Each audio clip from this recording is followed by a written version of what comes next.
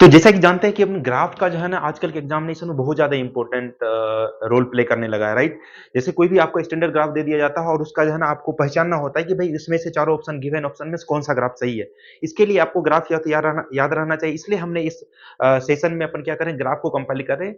First video अगर आपने नहीं देखा तो उस वाले वीडियो में हमने ये बात किया था कि 11th में जितने सारे स्टैंडर्ड ग्राफ है, राइट? चाहे वो ग्रेविटेशनल फील्ड और ये या फिर ग्रेविटेशनल पोटेंशियल का लेंथ के साथ या फिर टर्मिनल वेलोसिटी का आपका टाइम के साथ ग्राफ, राइट? और बहुत सारे जितने जो ग्राफ आपका एसएचएम में हो गया, राइट? एसएचएम में जैसे वेलोसिटी का आपका डिस्प्लेसमेंट के साथ ग्राफ क्या होता है, वेलोसिटी का टाइम के साथ किस तरह से ग्राफ का वेरिएशन होता है, ये सारे ग्राफ हमने फर्स्ट वाले पार्ट में देख चुके हैं, राइट? ये पार्ट 2 है वीडियो। अगर आप वो नहीं देखा प्लीज आप वो देख लीजिए ताकि आपका पूरा जो है ना ग्राफ पे पकड़ हो जाए। तो इस वाले वीडियो में अपन जो क्लास 12th में जितने सारे फिजिक्स के ग्राफ है उसको अपन इसमें कवर करने वाले हैं, राइट? तो चलिए, तो आपका स्वागत है आपके अपने यूट्यूब चैनल फिजिक्स व AANITS पे, राइट? अगर आपने सब्सक्राइब नहीं किया तो प्लीज सब्सक्राइब कर देना। तो चलिए शुरू करते बिना टाइम को वेस्ट किए हुए आज का ये सुंदर सा लेक्चर, राइट? तो इसमें अपन देखेंगे 12th में जो ग्राफ है, right? We will start right from electrostates and we will move till semiconductor portion, right? जहां जहां पे ग्राफ है वो सब देखेंगे, राइट? Standard graph. तो चलिए स्टार्ट करते हैं इसको।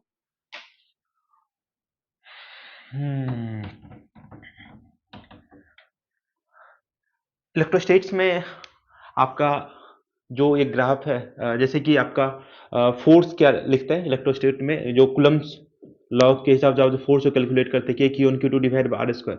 जनरली इसमें रिलेशन क्या हो जाता है, F directly proportional to 1 divide by r square. So आप इसका अगर ग्राफ प्लॉट करते हैं F वर्सेस R में, सो ये क्या हो जाएगा आपका रेक्टेंगुलर हाइपरबोला टाइप का ग्राफ हो जाता है, राइट? सिमिलरली अगर आपका किसी कोई पॉइंट चार्ज है, पॉइंट चार्ज Q की वजह से R डिस्टेंस जो इलेक्ट्रिक फील्ड होता है इसके वजह से इलेक्ट्रिक फील्ड कितना होता है KQ divide by r square. तो इसका ग्राफ क्या हो जाता है, इसका भी ग्राफ इसी तरह के नेचर का देखिए, ई डायरेक्टली प्रोपोर्शनल, यहाँ पर भी क्या है 1 डिवाइड बाय आर का स्क्वायर, सिंपल। तो इसका भी नेचर क्या हो जाता है अपने पास इस तरह से, इलेक्ट्रिक फील्ड यहाँ पे और आर के हिसाब से ऐसा नेचर हो गया, राइट?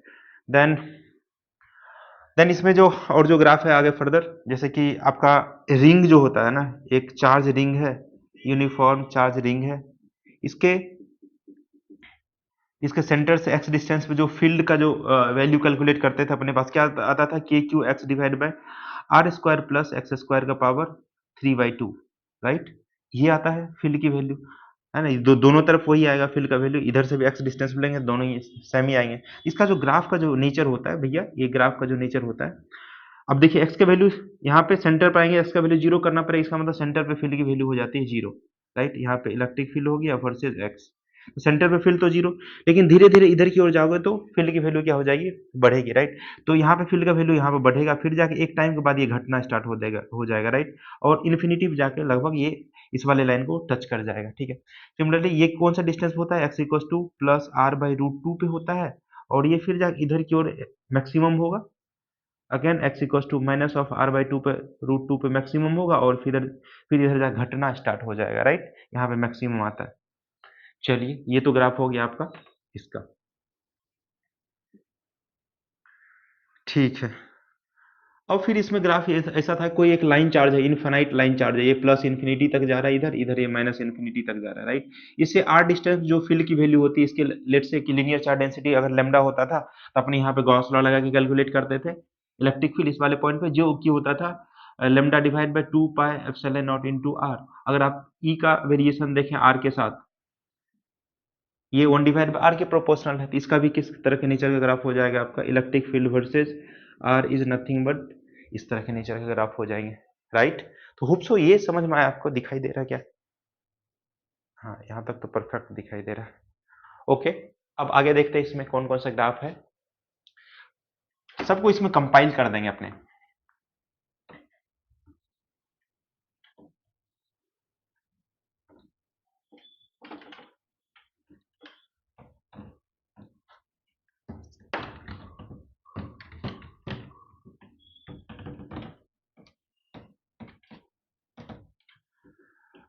तो चलिए स्टार्ट करते हैं इसको फिर से।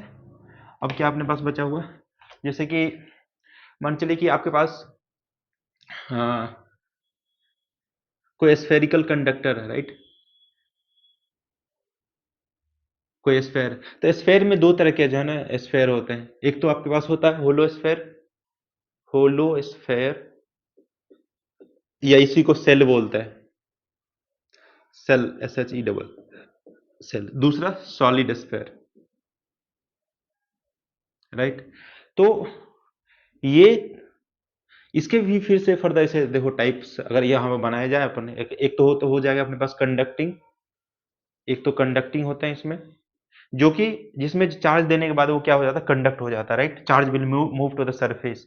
दूसरा होता है non conducting, non conducting, right. इसमें भी दो हो जाते हैं अपने पास, एक तो आपका कंडक्टिंग, दूसरा आपका non conducting, non conducting, right. Specially NEET वाले तो ऐसा पूछते हैं जेई में भी पूछते हैं, राइट। इसलिए मेरा ये परम कर्तव्य है इसका बताना, है ना। ये तीनों का जन एक ही नेचर होता है, राइट। इसमें चार्ज सरफेस अप्लाई करता है, चार्ज एट सरफेस, क्योंकि ये सॉलिड है लेकिन चार्ज दोगे तो चार्ज मूव कर जाता है, किस पे, सरफेस पे मूव कर जाता है। इसमें चार्ज पूरे वॉल्यूम में फैला हुआ रहता है, charge in whole volume, charge in whole volume, ये चार्ज पूरे वॉल्यूम में रहता है, इसमें चार्ज सरफेस पे रहता है। इसका मतलब अगर चार्ज सरफेस पे आपका है, चार्ज अगर आपका सरफेस पे है, राइट, चार्ज अगर सरफेस पे है तो अंदर में इलेक्ट्रिक फील्ड का वैल्यू क्या हो जाता है, जीरो, राइट। फिर बाहर में इलेक्ट्रिक फील्ड का जो वैल्यू किसी एक आर डिस्टेंस पर अगर वैल्यू कैलकुलेट करते हैं इलेक्ट्रिक फील्ड का वैल्यू, ये सारे चार्ज को एक पॉइंट पे हम एज्यूम कर लेते हैं और यहाँ पे इलेक्ट्रिक फील्ड का जो वैल्यू आ जाता है आपका K Q divide bye, late से इसमें क्यू चार्ज है, K Q divide by r square. तो आर लेस देन, इसका रेट से रेडियस कैपिटल आर है, r less than capital R में ई का वैल्यू क्या हो जाएगा, जीरो। अगर आर ग्रेटर देन आर है तो इस केस में ई का value K Q divide by r square, means E is directly proportional to 1 divided by r square। तो सो इसका ग्राफ कैसा हो जाए, इसका nature electric field versus are. अब देखिए यहाँ पे r इक्वल टू आर तक, क्या हो जाएगा बच्चा, यहाँ पे जीरो है ना, इससे जस्ट पहले तक ऐसा जीरो है। अचानक से यहाँ पे r इक्वल टू आर पे हाई होगा, फिर जाके ऐसा डिक्रीज होना स्टार्ट हो जाएगा, यहाँ पे e का वैल्यू जीरो, फिर e directly proportional to 1 divide by r square, right. अब देखिए सॉलिड में, सॉलिड नॉन कंडक्टिंग में पूरे वॉल्यूम में चार्ज फैला हुआ रहता है, राइट। तो इसका रेडियस अगर अपन r मानते हैं, यहाँ से स्मॉल r डिस्टेंस पे इस वाले पॉइंट पर अगर आपको फील्ड की वैल्यू अगर कैलकुलेट करना है तो अपन कैसे करते हैं, यहाँ पे फिर से गॉसियन सरफेस लेते हैं, राइट। गॉसियन सरफेस लेके r लेस देन r वाले पॉइंट, मतलब इनसाइड पॉइंट इसको बोलेंगे, इनसाइड वाले पॉइंट पे क्या हो जाता है, e का वैल्यू रो r बाई 3 एप्सिलॉन नॉट, राइट। इसका मान चलिए कि ये चार्ज डेंसिटी अगर रो दिया गया है तो, राइट, जो कि पूरे वॉल्यूम में चार्ज फैला हुआ है। फिर अगेन अगर किसी एक्सटर्नल पॉइंट पे अगर फील्ड का वैल्यू चाहिए, ये इनसाइड हो गए, ये आउटसाइड हो गए, राइट। इसका हो जाता है सिंपली पॉइंट चार्ज जैसा है ना, ये जैसा है ना K Q divide by r square, इसमें भी K Q divide by r square हो जाएंगे, राइट। तो K Q divide by r square, तो इसका ग्राफ अगर आप बनाओगे इलेक्ट्रिक फील्ड वर्सेज आर, तो यहाँ से इनसाइड वाला आर लेस देन आर वाले पॉइंट तक, यहाँ से आर इक्वल टू आर वाला सरफेस वाला पॉइंट है यहाँ पे, राइट। तो यहाँ पर अगर आप देखोगे तो इनिशियली कैसा वेरिएशन है, E directly proportional to r का वेरिएशन है। इसका मतलब यहाँ से यहाँ तक, यहाँ से यहाँ तक E directly proportional to r है, और यहाँ से फिर जा घटना स्टार्ट हो गया 1 डिवाइड बाय आर। अगर आपको याद है तो जो ग्रेविटेशनल फील्ड में देखे थे उसमें भी यही हो रहा था, सॉलिड स्फेयर की वजह से, राइट, होलो स्फेयर की वजह से ये ऐसा हो रहा था, ये इस तरह का ग्राफ हो गया, राइट। अच्छा, इसी में पोटेंशियल का अगर हम ग्राफ ड्रॉ करके देखेंगे, है ना, इसमें अगर पोटेंशियल का ग्राफ ड्रॉ करके देखेंगे तो ये वी वर्सेज आर। तो अब देखिए यहाँ पे क्या है, इलेक्ट्रिक फील्ड जीरो है, तो यहाँ पे पोटेंशियल यूनिफॉर्म हो जाता है, राइट। मतलब पोटेंशियल की वैल्यू बढ़ती नहीं है, कहाँ तक नहीं बढ़ेगा, आर इक्वल टू आर तक, यहाँ पोटेंशियल क्या रहेंगे, कांस्टेंट, मतलब के क्यू डिवाइड बाय आर, ये पोटेंशियल कांस्टेंट हो गया, वी कांस्टेंट। इसके बाद फिर से घटना स्टार्ट हो जाता है, मतलब पोटेंशियल अगर आप देखें तो पहले इनिशियली रहेगा पोटेंशियल, फिर जाके यहाँ से घटना स्टार्ट हो जाएगा, राइट। अच्छा, इस केस में क्या हो जाता है पोटेंशियल की वैल्यू, राइट। इसमें अगर आप ग्राफ ड्रॉ करके देखोगे वी वर्सेज आर में, राइट।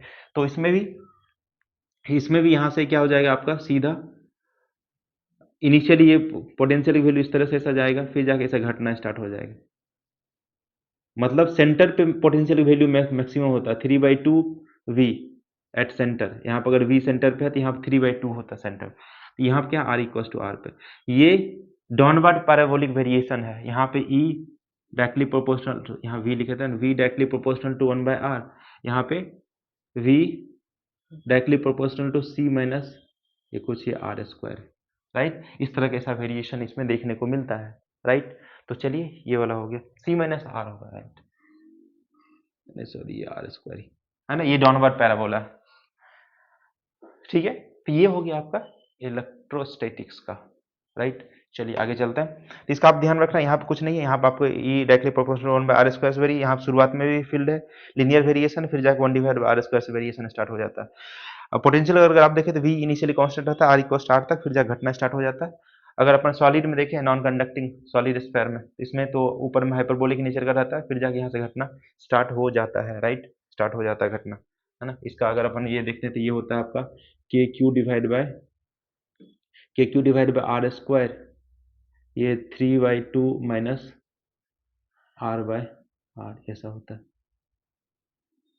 के क्यू डिवाइड बाय ये r के बराबर, राइट। इस तरह के वेरिएशंस होते हैं ग्राफ में, ठीक है। तो देख लीजिएगा, आपको सिर्फ ग्राफ ही याद रखना है, राइट। चलो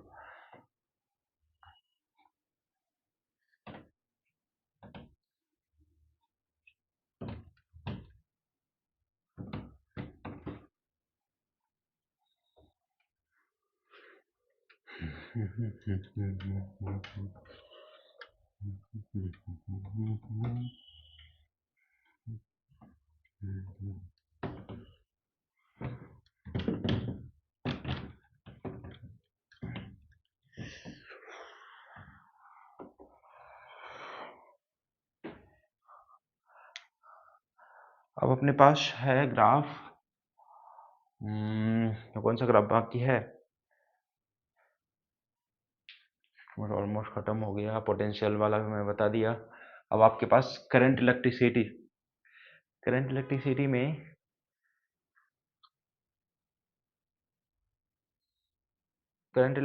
ऐसा कोई ग्राफ है नहीं, ठीक है। लेकिन मैग्नेटिक इफेक्ट ऑफ करंट में है ग्राफ, राइट। जैसे कि आपका मान चले कि infinitely long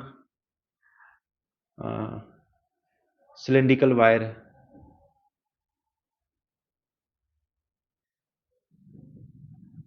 carrying current at its surface, मतलब इनफाइनाइटली लॉन्ग वायर है, तो इसके सरफेस पे करंट जो है ना क्या हो रहा है, बह रहा है करंट, राइट। इसके सिर्फ सरफेस से करंट बह रहे हैं, इधर से बह रहे हैं। पूरे आपका जो है ना ये जो सरकमफेरेंस वाला पोर्शन है, इससे बह रहा है करंट, राइट। ये बीच से नहीं बह रहा है। तो इसकी वजह से अ, आपका मैग्नेटिक फील्ड का जो वैल्यू होता है, एक तो अंदर वाले पॉइंट पे क्या हो जाएगा फील्ड की वैल्यू, फिर जाके एक बाहर वाले किसी आर वाले पॉइंट पे कितना हो जाता है वैल्यू, वो कैलकुलेट करना। अब देखो अंदर में यहाँ पर अगर एक अपने ये जो है ना एम्पियर सर्किटल लॉ लगाते हैं ना, इसमें एम्पियर सर्किटल लॉ लगाएंगे तो अंदर में क्या हो जाएगा, आपका करंट है ही नहीं।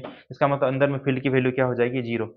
एम्पियर सर्किटल लॉ बोलता है B dot D L, right, line integral of mu not into I, right. अब देखो ये एम्पीरियल सर्किट लेंगे तो इसके अंदर तो करंट की वैल्यू जीरो, इसका मतलब आर लेस देन आर पे बी का वैल्यू क्या हो जाएगा, जीरो। लेकिन आर ग्रेटर देन आर पे, राइट, ये r is the radius of this cylinder है, राइट, जो कि ये इन्फिनिटी तक इधर की ओर जा रहा है, इन्फिनिटी तक इधर की ओर भी जा रहा है, ठीक है। तो आर ग्रेटर देन आर पे बी का वैल्यू आ जाता है mu not I divide by, let's say इसमें टोटल करंट आई बह रहा है, तो mu not I divide by two pi r, right, two pi r हो जाता है, ठीक है। अच्छा, तो इसका ग्राफ कैसा हो जाएगा, इसका ग्राफ आप देखेंगे तो वैसा ही वेरिएशन हो गया। यहाँ पे नो वेरिएशन, यहाँ पे B directly proportional to 1/r है। इसका मतलब यहाँ पे r इक्वल्स टू r तक जीरो है बी की वैल्यू, फिर अचानक से यहाँ पे हाई होता है, फिर जब घटना स्टार्ट हो जाता है, B directly proportional to 1/r, right. ये बी वर्सेज r हो गया। अब मान चलिए कि मतलब पूरे सरफेस से करंट मूव कर रहा है, इनफाइनाइट तो है ही, and current through whole surface,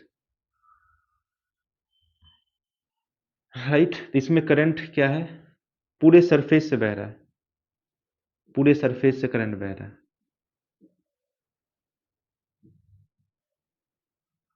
ठीक है, ये इन्फिनिटी तक जा रहा है पूरे सरफेस से। अब देखो करंट हर जगह से बह रहा है, इसका मतलब इससे ये जो एम्पियर सर्किट वाला अंदर में बनाएंगे है ना, एम्पियर का सर्किट बनाया, अंदर से भी करंट कुछ जा रहा है, इस केस में अंदर से कुछ करंट नहीं जा रहा था, इसमें कुछ करंट जाता है, तो इसका जो फील्ड जो है ना आर लेस देन आर पे, मतलब यहाँ पे रेडियस कैपिटल आर है, r less than r inside वाले पॉइंट पे आपका, इनसाइड वाले पॉइंट पे बी का जो वैल्यू होता है me not J are by to. मतलब क्या है, ये यहाँ से यहाँ तक लेट से आर डिस्टेंस अगर आपको फील्ड कैलकुलेट करना है तो ये होता है, राइट। आउटसाइड पे कितना होता है, आउटसाइड पे r greater than r, right, outside पे r greater than r. It means यहाँ पे जो आपका बी का वैल्यू लेट से इस वाले पॉइंट पे यहाँ पे कैलकुलेट करना है बी, तो बी की वैल्यू यहाँ से हो जाती है B is mu not I divide by two r, right, ये आ जाता है। तो इसका मतलब यहाँ पे वेरिएशन कैसा हुआ, B directly proportional to r हो गया, यहाँ पे B directly proportional to 1/r हो गया, तो हो गया ना। तो ग्राफ अपने को ऐसा ड्रॉ कर लेंगे बी वर्सेज आर का, तो यहाँ पे लीनियर वेरिएशन है, फिर जाके यहाँ से किस तरह से वेरिएशन, इस तरह से वेरी करना स्टार्ट कर देता है बी वर्सेज आर, राइट। इस तरह का आपका वेरिएशन है, इसमें वेरिएशन इस तरह का है बी0 बी, मतलब आउटसाइड जो वेरिएशन है वैसा ही वेरिएशन होता है, आउटसाइड हर जगह वेरिएशन क्या है 1/r से वेरिएशन हो रहा है यहाँ पे, है ना, इसमें दोनों में। Hope so you are getting this, समझा क्या, ओके, ठीक है।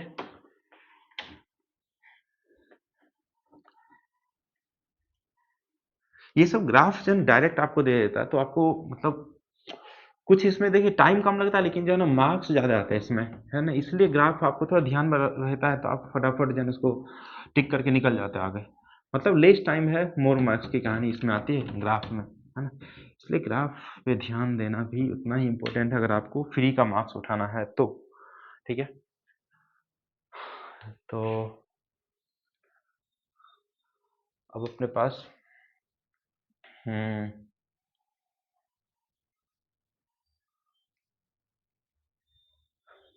जैसे कि अब देखो रे ऑप्टिक्स में ऐसा कुछ ग्राफ है ना, उसमें रे डायग्राम ही खींचते हैं, और आपका वेव ऑप्टिक्स में कुछ ग्राफ है ना, वेव ऑप्टिक्स में, वेव ऑप्टिक्स में कौन सा ग्राफ है आपका, इंटेंसिटी वर्सेस, राइट। जैसे कि YDSC में यंग्स डबल स्लिट एक्सपेरिमेंट में पढ़ते हैं ना, क्या पढ़ते हैं यंग्स डबल स्लिट एक्सपेरिमेंट में, जो इंटेंसिटी का जो वेरिएशन होता है I equal to I naught cos square 5/2, right. तो इसमें जो वेरिएशन होता है, इसका जो ग्राफ जो आप ड्रॉ करते हो, इसका जो ग्राफ ड्रॉ करते हो, ये मान चलिए कि ये इंटेंसिटी यहाँ पे ले लेते हैं, और यहाँ पे आपने ले लिया कुछ पाथ, पाथ डिफरेंस ले लिया, पाथ डिफरेंस, ठीक है।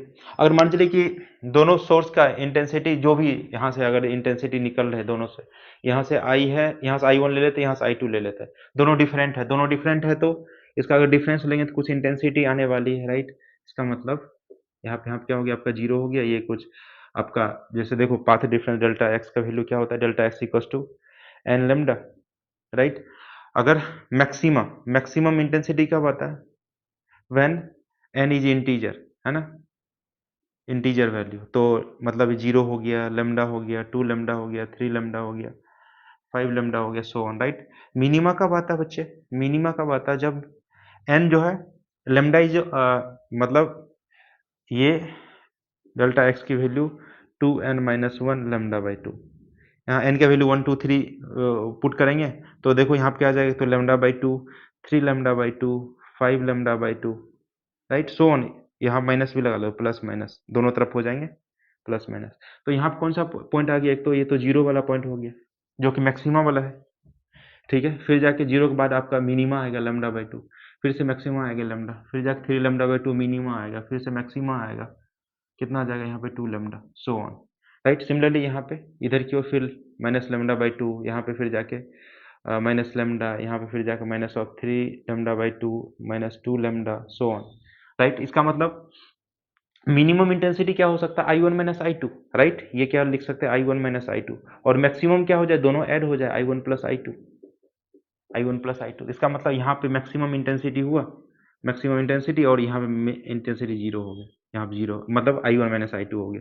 फिर से यहाँ पे मैक्सिमम होगा, फिर यहाँ पे 0 हो जाएगा, फिर से मैक्सिमम होगा, फिर से 0 होगा। इस तरह से इंटेंसिटी भागेंगे, यहाँ से फिर जाके 0 हो गया, फिर जाके यहाँ पे भागा, यहाँ पे फिर 0 होगा, फिर से भागा। इस तरह की इंटेंसिटी का आपका क्या होता है, ग्राफ होता है, राइट।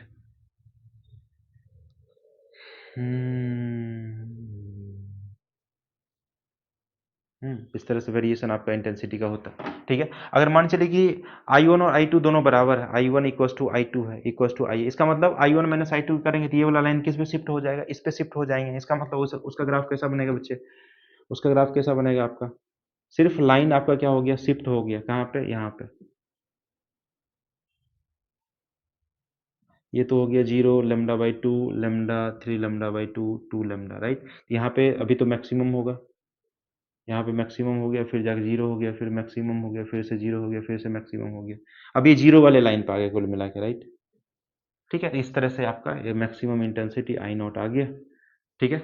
आई नॉट, या rather we should write here 4 I not लिखना चाहिए, क्योंकि आई नॉट यहाँ 4 आई नॉट हो जाता है, आपका मैक्सिमम इंटेंसिटी 4 आई नॉट आ गया, राइट। तो इस तरह का ग्राफ का वेरिएशन होता है। ये क्या YDSC इंटरफेरेंस में अपन ऐसा देखते हैं, इंटरफेरेंस में, राइट। अगर मान लीजिए डिफ्रैक्शन है, डिफ्रैक्शन में कैसा दिखाई देगा, है ना, वो भी देखना अपने को।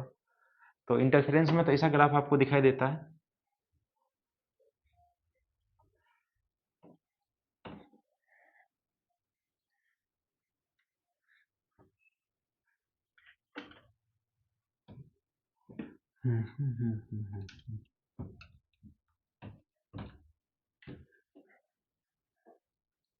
अब देख, इसकी इंटेंसिटी डिक्रीज होती चली जाती है फर्दर आगे की ओर, राइट। तो अपने को इंटेंसिटी का जो ग्राफ आप जो लिखते हो यहाँ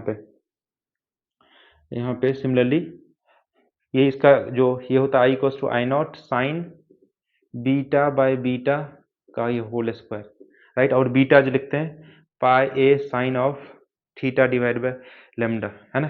ये क्या स्लिट विड्थ है, राइट, ये स्लिट विड्थ है, ये ए के बराबर, राइट। स्क्रीन पे आ गया, यहाँ पुट अप इंटेंसिटी ये शुरुआत में तो इंटेंसिटी मैक्सिमम होता है, धीरे धीरे धीरे घटना स्टार्ट हो जाता है, राइट,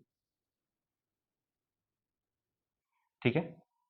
मैक्सिमम, राइट, यहाँ वैल्यू पुट करते हैं, बीटा में वैल्यू देगा, लेकिन I equal to I naught, लेकिन उसमें into I naught equal to cos, ये लिखे थे ना, I equal to 4 I naught cos square 5/2, ये लिखे थे, राइट, ठीक है ना। तो ये आपको ध्यान में रखना है।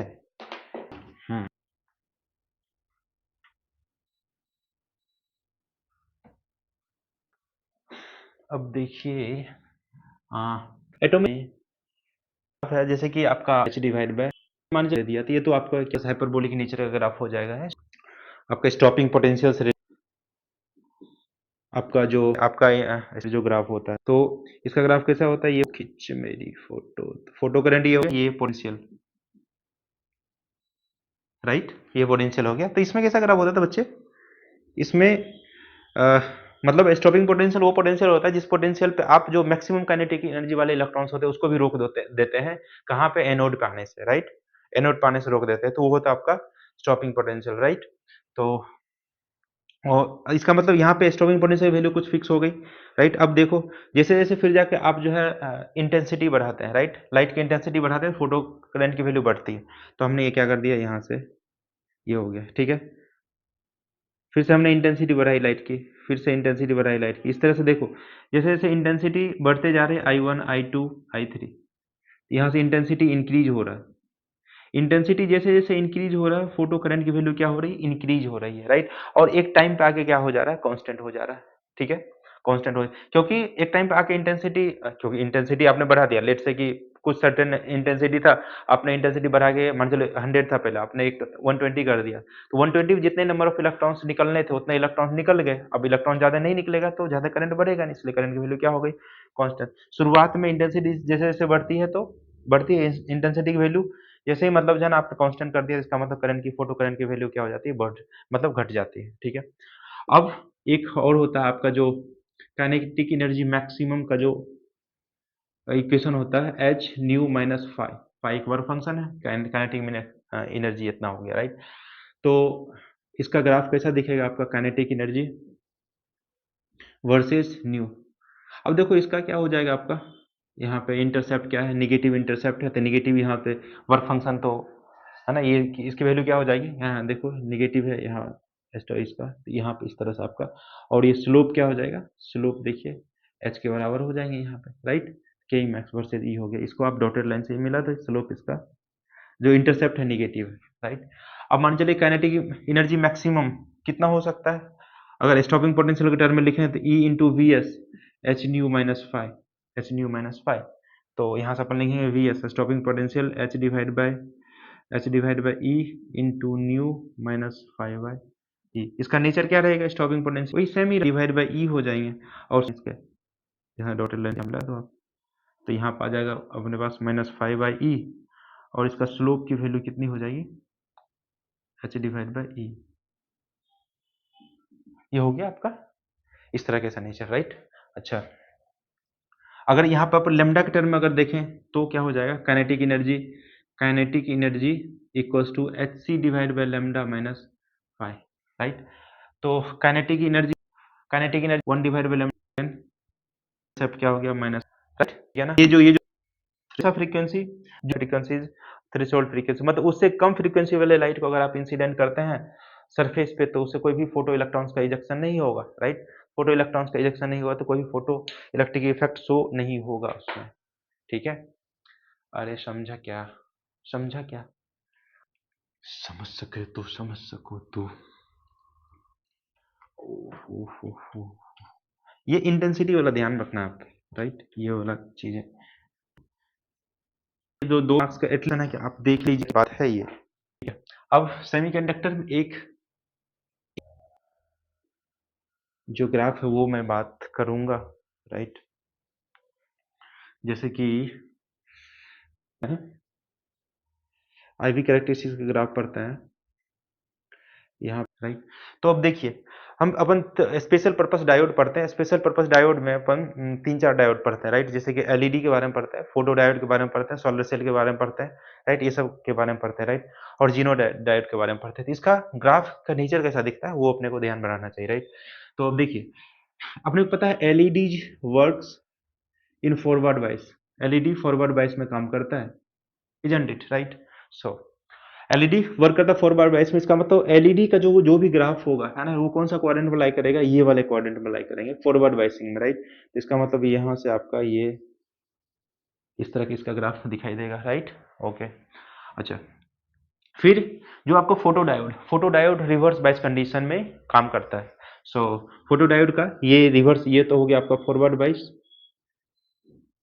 ये आपका रिवर्स बाइस में काम करता है। तो रिवर्स बाइस में, तो इसका मतलब फॉरवर्ड बाइस का जब भी बना रहेगा आपका ग्राफ, कौन सा कंडीशन बना रहेगा आपका, ये यहाँ पे बना रहेगा, राइट, ये फॉरवर्ड बाइसिंग, ठीक है। ये हो गया एलईडी, ये हो गया अपना फोटो डायोड, राइट। अब जो आपका जीना डायोड काम करता है वो रिवर्स ब्रेकडाउन कंडीशन में काम करता है, यहाँ मान चलिए कि ब्रेकडाउन हो गया VZ, राइट, तो यहाँ पे काम करता है ये जीनर डायोड, ठीक है। तो ये जीनर डायोड का हो गया, यहाँ से ये फोटो डायोड, कोई भी बाइस बाय ब्रेकडाउन, ये आपका फोटो डायोड होता है सोलर सेल, राइट, ये सोलर सेल की कहानी है। इसको अपना शॉर्ट सर्किट वोल्टेज बोलते हैं या फिर ओपन सर्किट वोल्टेज, इसको शॉर्ट सर्किट करंट बोलते हैं, VOC, ये यहाँ पे बोलते हैं ISC,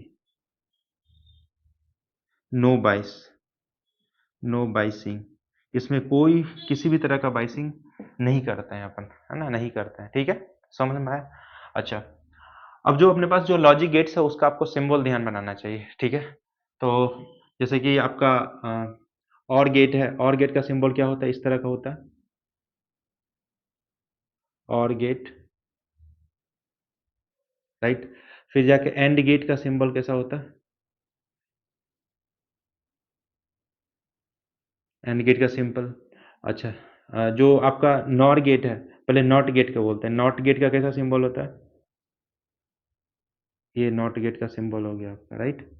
फिर अपने पास अगर नॉर गेट का देखो सिंबल कैसा दिखेगा, मतलब और में नॉर को जोड़ दीजिए, है ना? और तो ऐसा था ही, इसमें नॉर को जोड़ना मतलब यहाँ पे एक शून्य लगा दो, है ना? शून्य यहाँ पर रख देते हैं, ये नॉट गेट को रिप्रेजेंट करता है, तो ये नॉर गेट बन गया। नैंड गेट, नैंड गेट कैसा दिखेगा? नैंड गेट आपका इस तरह से दिखता है। ये एंड गेट, यहाँ पे एक शून्य लगा दीजिए, ये ए बी ये इनपुट हो गया ये आपका। अच्छा, इसका ए बी अगर इनपुट है तो आउटपुट क्या हो जाता है? ए प्लस बी। इसमें ए बी अगर इनपुट है तो इसका आउटपुट हो जाता है ए डॉट ए बार हो जाता है, राइट? यहाँ पे ए बी अगर आपका इनपुट है, राइट? यहाँ पर अगर अपने पास यहाँ पर अगर आपके पास ए एंड बी अगर इनपुट है तो इसका ए बी का बार आउटपुट आपका हो जाता है, ठीक है? तो ये आप ध्यान में रखना, ठीक है? तो ये था ऑलमोस्ट सारा जो क्लास 12th का जो जितना कवर कर दिया। होप सो आगे हमने देखा है पेपर बहुत टाइम ग्राफ डायरेक्ट पूछ देते हैं, सो आपको ये दिमाग में रहना चाहिए। तो hope so all the best for the upcoming examination. NEET वाले बच्चे एकदम 4 के आइए और मस्त करके आइए, ठीक है? जय